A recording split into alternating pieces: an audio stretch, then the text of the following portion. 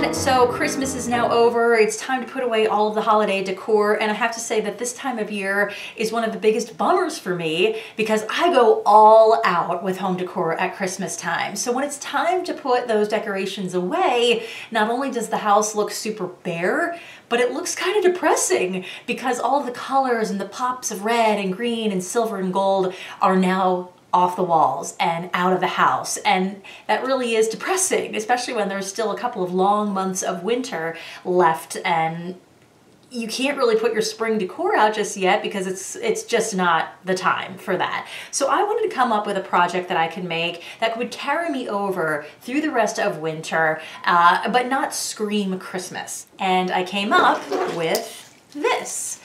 A very chic, sort of farmhouse style, rustic wreath made of what appear to be snow-kissed pine cones. I think it's just so beautiful. I can't wait to put it on my wall, and I love that this is going to carry me through the next couple of months. Stay tuned. I'm going to show you everything I used to make this and exactly how to create this very pretty project. So there are a handful of tools you'll need for this. You'll want some aluminum foil, some acrylic white paint. Now you can use different colors of this if you're feeling up to that. You could use a clear glitter if you wanted to, so feel free to vary that up. I wanted to go with just the plain look of white snow, and that's why I chose just a plain white water-based paint.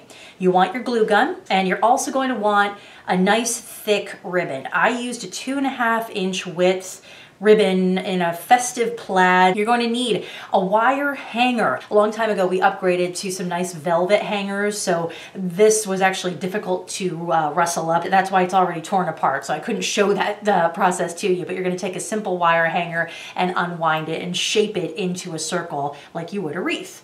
You'll also need some pony beads. Now, I think the clear ones work the best for this, and of course, you're going to need some pine cones. I would say have anywhere from 35 to 40 on hand for this. It'll depend on the size of your wreath. It'll depend on the size of the pine cones themselves. So here's the process of putting it all together. You're going to lay out a nice big sheet of foil on a flat surface. This is where you're going to be painting your pine cones. It is optional. I chose to, but you can put on a pair of latex gloves or non-latex gloves, as it may be, just so that you can avoid getting paint all over your hands. Make sure that you shake your paint up so it's nice and mixed, and then just squeeze a little line out of it onto the foil. All you need to do, it's really easy, roll your pine cones through one at a time right through the paint. You're going to find, because of the conical shape of the pine cones, that you're going to have to twist it around, maneuver it around a little bit so that you make sure you get all the tips of the pine cone. So you might have to dot the top into the paint. You'll have to do different angles of rotation to get it through and make sure that each little tip is touched to achieve the desired effect.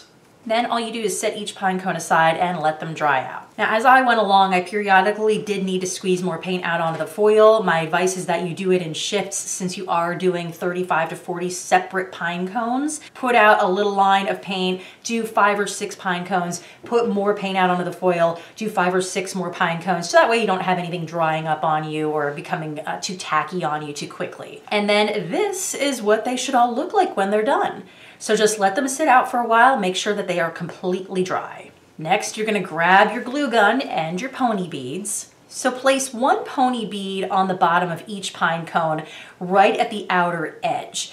That will make it a lot easier for you to get the pine cones closer to one another when you actually lace them onto the wreath. And then once the glue's dry and the beads are nice and secure to those pine cones, you can start lacing them very carefully onto your wire wreath form. Now, as you're doing this, pay really close attention to how you're piecing this all together.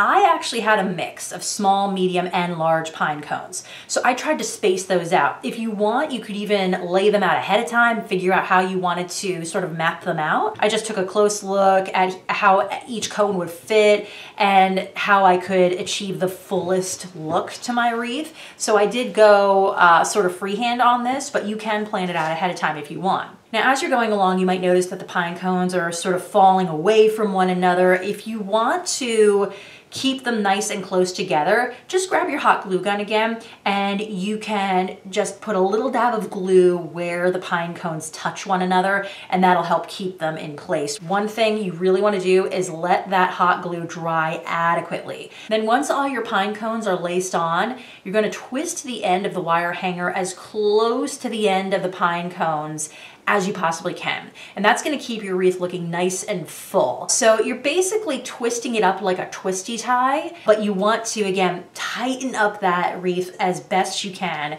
before you do your first twist on that wire. Depending on your strength, you might need to break out some pliers to assist you with this, so you might wanna keep those on hand just in case. And then you'll take the excess of those wire ends and mold them into the shape of a hook. At this point, you can break out your ribbon. I just eyeballed my bow for this, so you want to unroll a nice good bit, get a sense of just how big you want your bow to be, how long you want the tails to be and the loops to be, etc. Then you're going to just snip both ends of the ribbon on an angle. Now, I was going for a more rustic look on the finished product, so I'm actually not going to opt for anything really fancy, kind of the way you would tie your shoelace. A simple knot, and once that's tied, I'm going to check the sizing of it, make sure the loops and the tails are even, so you might find yourself having to tug at the ribbon here and there just to get the sizing perfect. And now it's time to place the bow on the wreath. So you can actually take the tails of your bow and tie them in a knot right around the back of the wire hook that you just formed at the top of the wreath, and just leave it at that. Now, my wire hanger is so old and it's so busted up, I actually want to cover that up. I do not want that on display. So I'm going to wrap the tails of my ribbon around the hook itself to cover it up. So in the end, I'm going to have a wreath with a bow on it and a hook that also has that same color ribbon to it. Just once around ought to cover it with each tail, and then I'll slide the tails under the loops and lay them nicely across the wreath. And that is it. I just love the rustic simplicity of this, and more importantly that it's going to carry me through the rest of the winter season of decor. So give it a try. Let me know how it goes for you. In the meantime, I will see you in the next video.